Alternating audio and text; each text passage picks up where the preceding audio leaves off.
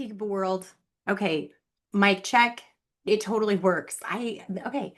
So basically, what I'm saying is, I am calling out my oldest sibling is claiming autism spectrum disorder with no diagnosis.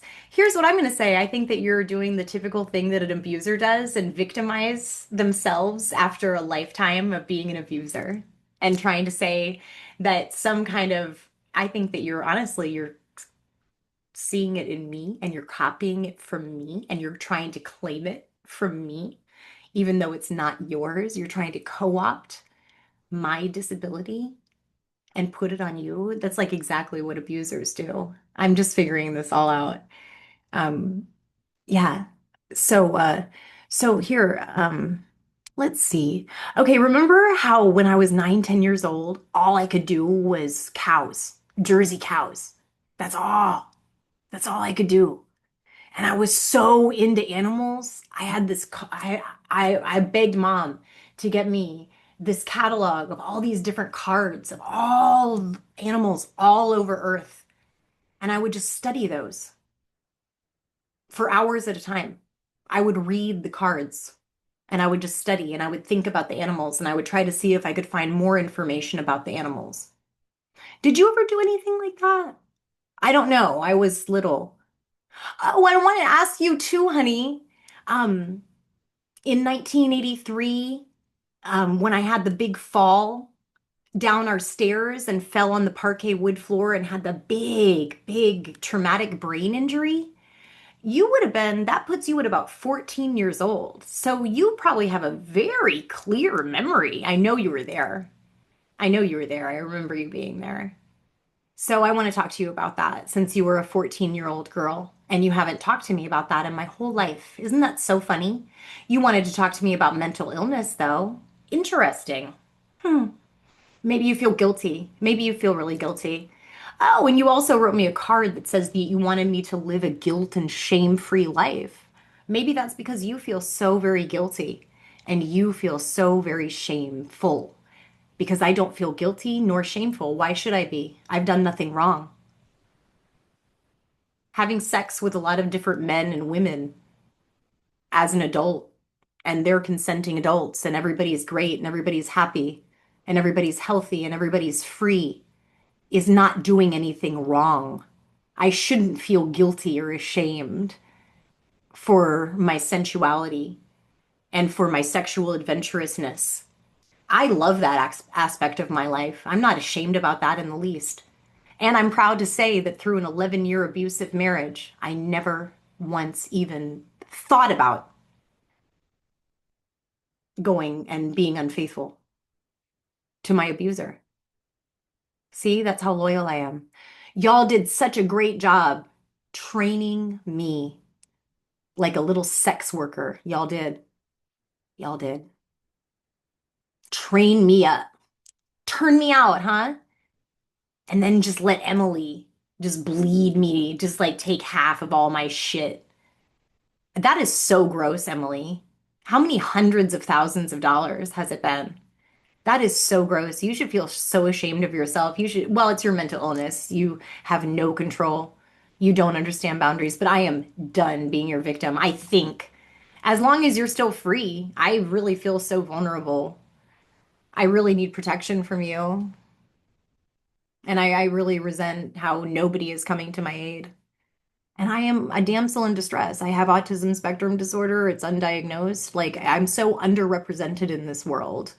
For real. But I'm gonna get it. Now that I'm grown and everything and I know a lot, and I'm gonna really advocate for myself. I've learned a lot over the past 3 years. I'm gonna advocate for myself. I'm gonna get what's mine. I'm gonna get a doctor to look at my scar from that big fall and that big traumatic brain injury that I got at the age of 3 or 3.5, probably from my sister or one of my sisters or two of my sisters pushing me down from the top of our flight of stairs in our family home and never receiving any medical care for that. And my mother, she kind of always bragged about like she would like work with autistic children and she would just describe their behavior as if it was like funny or amusing or interesting, kind of fetishizing. kind of fetishizing. But yeah, I love that. I love that. Here's a little girl, but no, I don't, I'm just crazy. I'm just mentally ill. I'm just mentally ill with my straight A's all four terms, all four periods in the first grade, straight A's without any love from you.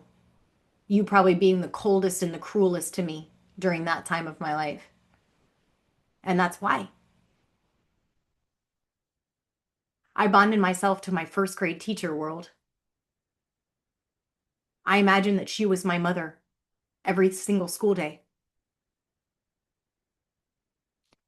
I prayed to God as I understood God as a 6-year-old child,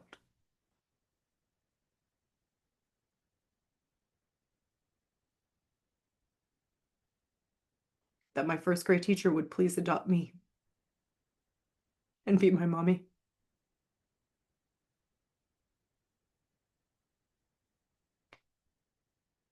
So,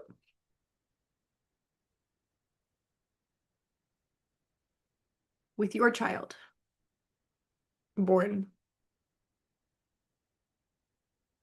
neurodivergent, you just scorn and shame and ridicule and abuse and torment and dismiss as mentally ill. Even though I mean, I was a little female, like I was a little 7-year-old walking around, and you know I was. You're probably just so threatened by the reality. You just can't see. You just can't see because you are ruled by your mental illness too, and it's just so full of shame and fear and paranoia, but it's unfounded. And my guilt that you bestowed on me and my doubt and shame and fear that you bestowed on me is so unfounded. And I really realize that I'm really free and you're really not. I really see that. I really see that.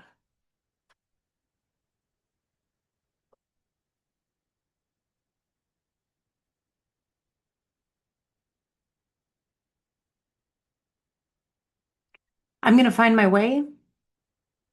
I'm going to get the truth about my brain, about my life, and I'm going to do it all by myself because that is what a heroine does. And don't say harem. You can say great blue heron.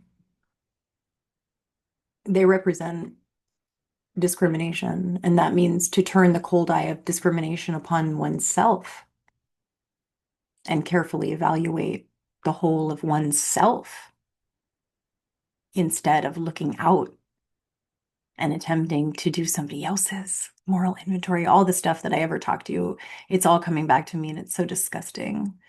You all live in such lies, and I can't believe that I believed it. My denial, my denial fooled me. No more. Thank you.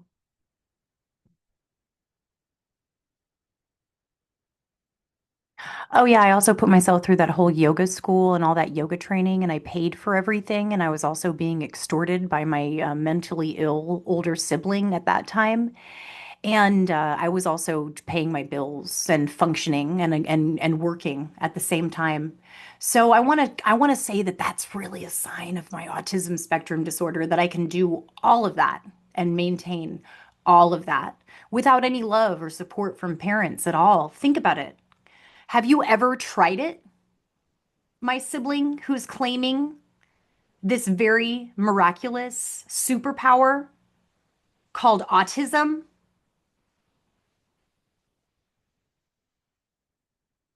I think not. Au revoir.